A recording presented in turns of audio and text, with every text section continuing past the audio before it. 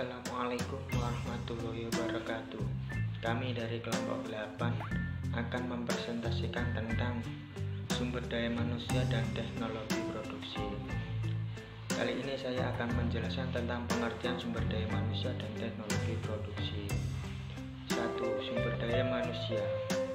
Manusia merupakan komponen penting dalam organisasi yang akan bergerak dan melakukan aktivitas untuk mencapai tujuan. Keberhasilan suatu organisasi ditentukan dari kualitas orang-orang yang berada di dalamnya. Sumber daya manusia akan bekerja secara optimal jika organisasi dapat mendukung kemajuan karir mereka dengan melihat apa sebenarnya kompetensi mereka. Biasanya, pengembangan sumber daya manusia berbasis kompetisi dan mempertinggi produktivitas karyawan sehingga kualitas kerja pun lebih tinggi pula dan berujung pada puasnya pelanggan atau organisasi akan diuntungkan. Sumber daya manusia dapat didefinisikan sebagai semua manusia yang terlibat di dalam suatu organisasi dalam mengupayakan terwujudnya tujuan organisasi tersebut. Nawawi membagi pengertian SDM atau sumber daya manusia menjadi dua, yaitu pengertian secara makro dan mikro. Pengertian sumber daya manusia secara makro adalah semua manusia sebagai penduduk atau warga negara atau dalam batas wilayah tertentu yang sudah memasuki usia angkatan kerja, baik yang sudah maupun belum memperoleh pekerjaan. Pengertian SDM dalam arti mikro secara sederhana adalah manusia atau orang yang bekerja atau menjadi anggota organisasi disebut personel, pegawai, karyawan, pekerja, tenaga kerja, dan lain-lain. Yang kedua ada teknologi produksi. Produksi adalah kegiatan manusia dengan alat untuk membuat suatu produk barang maupun jasa. Bila kita mengamati kegiatan produksi, banyak keterkaitan satu dengan yang lain dan melibatkan banyak faktor produksi, yakni bahan baku, peralatan, dan tenaga. Produksi keranjang bambu sebagai contohnya. Dari contoh tersebut, kita sebagai manusia memikirkan bagaimana agar produk keranjang bambu tersebut dapat dibuat dengan efektif dan efisien. Apabila kita berpikir seperti itu, berarti kita telah memikirkan teknologi produksi.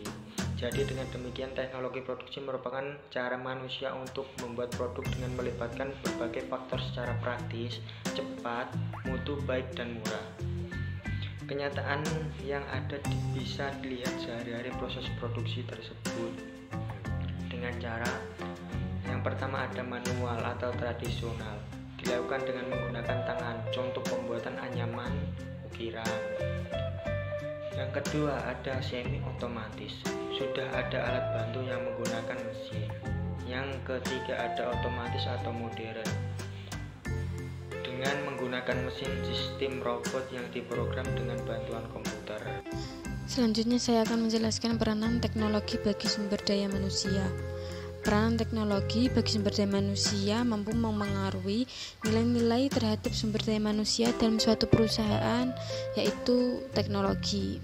Teknologi bisa diartikan sebagai suatu alat yang diciptakan oleh manusia dan bisa memberikan manfaat bagi manusia lainnya dengan memudahkan dapat melakukan suatu hal.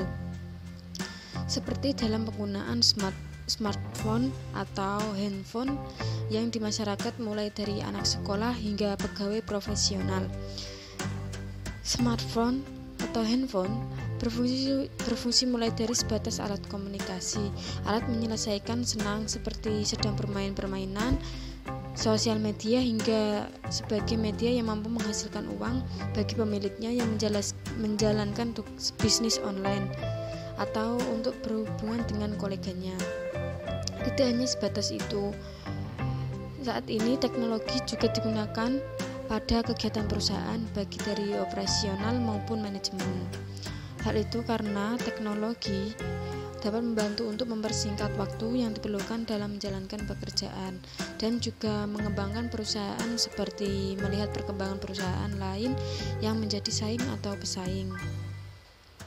Dari sisi manajemen, penerapan teknologi misalnya dilihat dari sisi akuntansi, yaitu dahulu perusahaan menggunakan metode pencatatan berbasis kas, tunai atau tunai dasar. Saat ini menggunakan metode dengan dasar akrual atau akrual dasar. Selain itu, sistem akuntansi yang dahulu berupa tunggal masuk sekarang telah beralih menggunakan sistem 2 kali lipat masuk. Dikarenakan sistem pelaporan tunggal masuk tidak dapat memberikan informasi yang lengkap dan mencerminkan kinerja yang sebenarnya. Perubahan tersebut tentunya tidak dilakukan secara langsung, melainkan ada beberapa proses untuk dapat sampai pada saat ini. Dan hal itu tidak bisa diputuskan oleh karyawan dengan kinerja yang biasa saja tanpa adanya kemampuan pada bidang akuntansi. Selain itu, informasi juga ikut dalam pengambilan keputusan. Dalam manajemen juga dikenal adanya sistem informasi manajemen atau biasa disebut dengan SIM. Pada umumnya sistem ini diartikan sebagai satu total dari sejumlah komponen atau bagian yang saling terkait dalam mencapai tujuan tertentu. Jika dengan manajemen, komponen tersebut adalah unsur-unsur dalam manajemen, yaitu perencanaan, pengorganisasian, pelaksanaan, penganggaran, dan pengawasan yang bergerak bersama demi mewujudkan tujuan suatu perusahaan. Selanjutnya saya akan menjelaskan tujuan perencanaan sumber daya manusia. Yang pertama yaitu tujuan umum. Tujuan umum pada suatu perusahaan adalah mengembangkan eksistensi yang dilihat dari sisi operasional perusahaan untuk meraih laba kompetitif secara berkelanjutan. Oleh karena itu, tujuan perencanaan sumber daya manusia harus mampu menyediakan kriteria tenaga kerja yang mampu memenuhi kualifikasi pekerjaan untuk memperoleh laba dan mengembangkan eksistensinya. Yang kedua yaitu tujuan khusus perencanaan sumber daya manusia, yaitu perencanaan mengenai kebutuhan jangka panjang suatu perusahaan, sehingga tujuan ini sangat berhubungan erat dengan waktu, yaitu tujuan perencanaan sumber daya manusia jangka pendek dan tujuan perusahaan jangka sedang.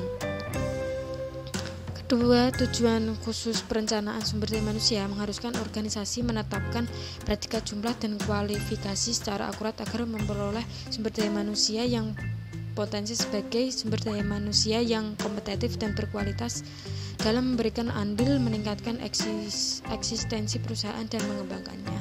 Terima kasih. Saya akan menjelaskan mengenai arti penting perencanaan sumber daya manusia.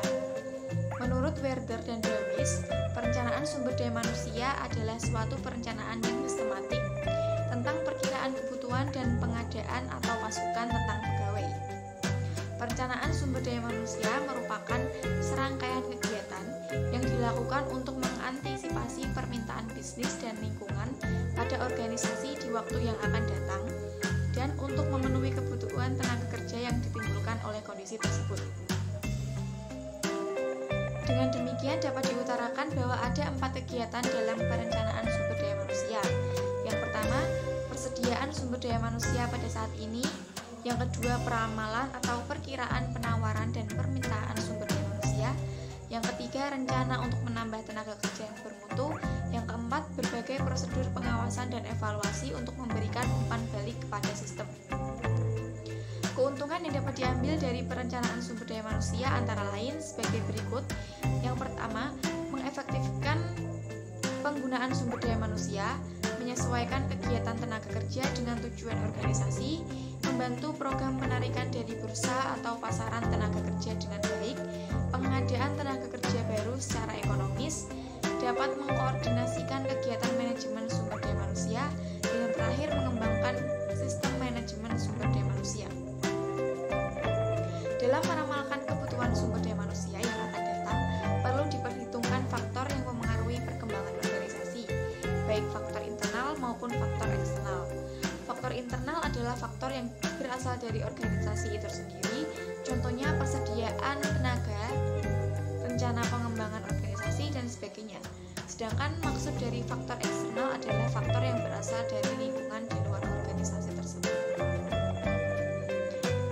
Demikian apa yang dapat kelompok kami jelaskan. Apabila terdapat banyak kesalahan, kami mohon maaf yang sebesar-besarnya. Wabillahi taufiq wal hidayah. Wassalamualaikum warahmatullahi wabarakatuh.